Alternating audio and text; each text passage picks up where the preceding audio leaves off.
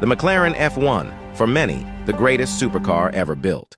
It featured a 6.1-liter V12 BMW S70 engine capable of producing a staggering 627 bhp. It had a 0 to 60 mph time of 3.1 seconds and a top speed of 242 mph.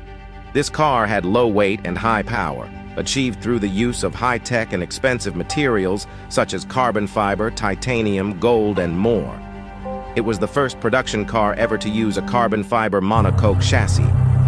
The designer had driven other supercars and realized when driving them that their 3 pedal boxes were offset, thus he wanted to eliminate that. Therefore, the F1 had a 3-seat configuration, with the driver's seat positioned in the center at the front and the 2 other seats behind besides the driver's seat, making the driver feel like an F1 driver.